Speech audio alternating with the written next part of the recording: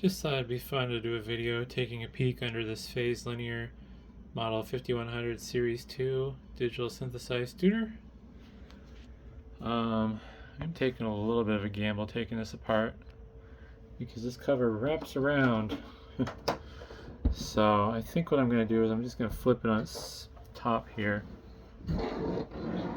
Make sure the antenna is pointing a safe direction. I'm going to start with the bottom screws.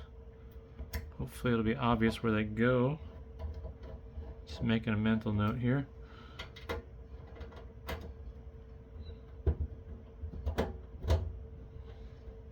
Looks like this had the option for feet, but the previous owner must have removed them because of how they had them mounted.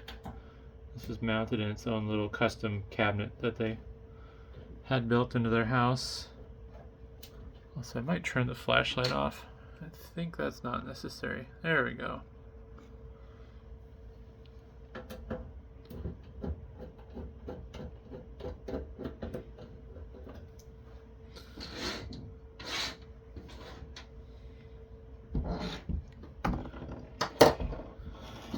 Alrighty.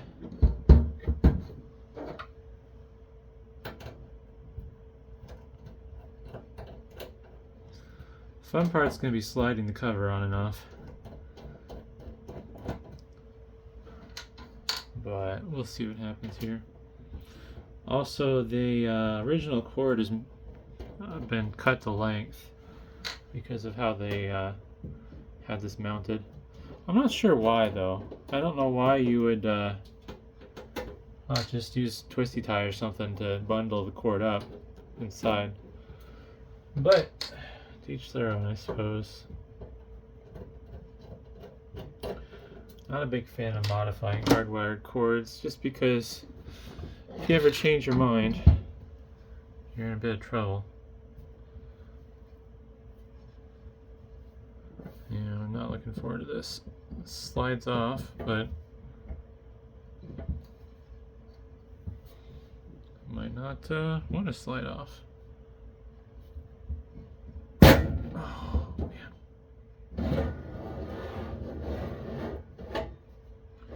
Alright, I gotta do this off frame. I don't want to drop anything.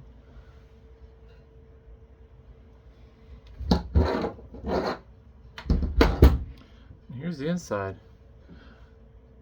Honestly, I really like their design. It looks really elegant between the preamp I did previously and this. These old school PCBs are kind of fun.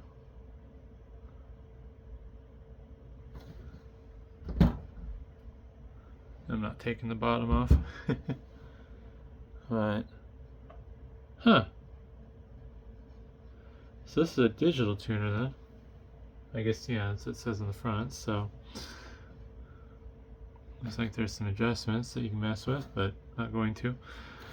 I don't know why the shielding is around those if they're not going to cover the top. Maybe that's not necessary.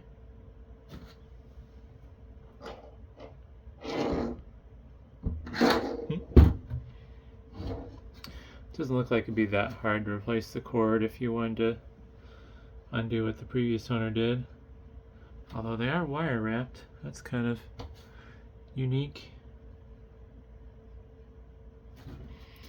I'm going to hold this up close to the camera for people wanting a closer look. If you want to see something specifically, you'll probably just want to pause the video. Mixture of Toshiba chips and Pioneer chip.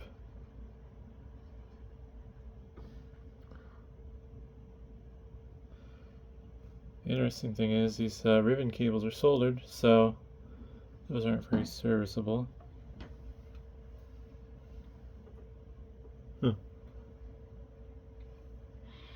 To look at the various features, there's little grounding points there. What's interesting is this isn't grounded, although I don't think preamps in general are grounded. I think there's a good reason for it too now that I'm thinking about it, but it's outside of my scope of expertise. That is weird. The RCA jacks have a weird pin, like a grounding pin that interfaces with the screw to the case. So on the back half, all the IC chips are Pioneer brand, and on the front half they're Toshiba. Kind of neat. I don't know if these capacitors are a good brand or not. ALNA? A-L-N-A? No bulging or leaking that I can visibly see. I'm going to rotate this so you can get those model numbers if you want to look them up for some reason. Stuff falling.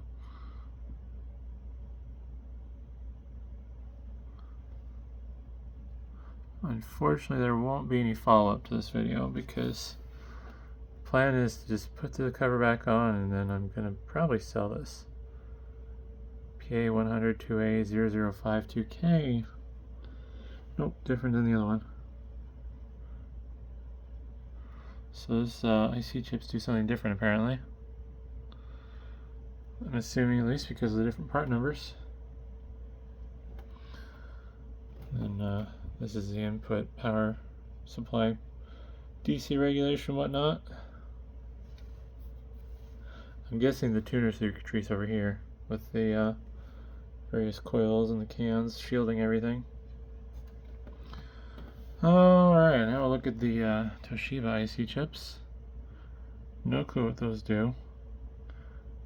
I think this does have a digital display in the front. So I would guess that some of that has to do with the display controller. Assuming that the display controller's not mounted on the PCB with the display. No, the PCB for the display doesn't really have a lot of stuff on it. Nothing to indicate an IC chip for the display controller. I'm guessing this big ribbon here is what's running the display. Not sure which one of these chips would be doing it. I don't think these smaller chips would be able to run a display like that. Unless it's just a... it looks like it might be a VFD. A vacuum fluorescent display. It's a 7-segment style one. I don't think that's going to show up on camera. Other than my reflection. But yeah, unfortunately that's as deep as I'm going with this, but I thought I'd at least show it. So hopefully that was interesting, and thanks for watching.